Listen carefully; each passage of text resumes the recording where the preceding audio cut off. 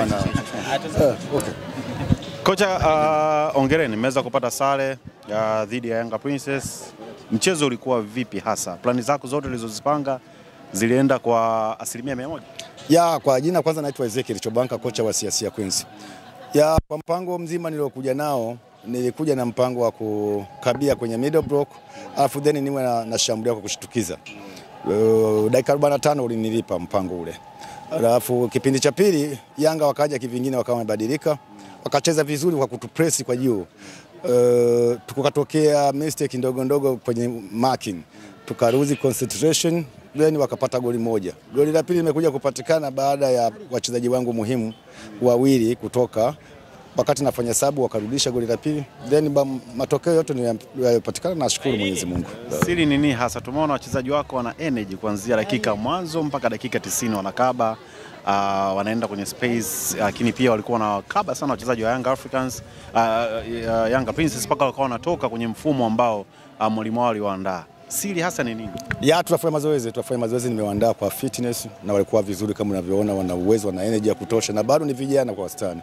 Lakini yote kwa yote nashukuru Mwenyezi Mungu kwa sababu nimemaliza na ligi nikiwa nafasi ya 5. Kwa hiyo najipanga msimu ujao kuona ni wapi ambapo naweza nikaongezea wachezaji, na hawa nilionao nikaendelea kuwa maintain ili niweze kuja msimu ujao nikiwa bora zaidi. Ligi ya msimu huu ilikuwa na uzito gani kwenu? Ligi ya msimu huu ilikuwa nzito kwa sababu ukiangalia timu zote zilikuwa na ushindani, lakini ilikuwa na kasoro moja ambayo sisi kama walimu ilitupa shida. Kasoro yenyewe iliyotupa shida ni kwa sababu ligi ilikuwa inasimama kwa muda mrefu, na unajua kwa mfano kama sisi tunatoka mikoa ambayo haina timu za wanawake, tuna struggle sana kupata wachezaji, kupata fitness. Kwa hiyo unaweza kuona train team kwa muda wa mwezi 1.5 karibia miezi 2 unaenda kwenye ligi, kwa ile fitness unaikosa, wachezaji unakuta hawezi kupa kile ambacho ulikuwa nacho mwanzoni. Kwa hiyo hiyo ndio kwa changamoto, lakini yote kwa yote tunashukuru Mwenyezi Mungu tumemaliza salama na tunakwenda kujipanga kwa ajili ya msimu ujao. Kuna kiso ulikuwa unatudadisia hapa pembeni kuhusiana na sabu. Ile ilikuwaje? Ile sabu ilikuwa hivi. Sisi tumefanya sabu 2.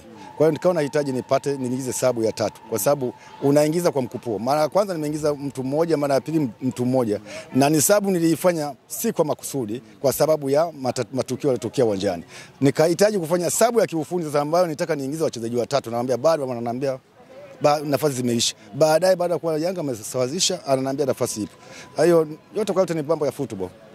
Mimi naona kawaida tu. Unaambia vipi Wanairinga waendelee kutusupport, timu yao imebaki salama na tumeshika nafasi ya 5. Tunarudi nyumbani kuja kujipanga kwa ajili ya msimu ujao.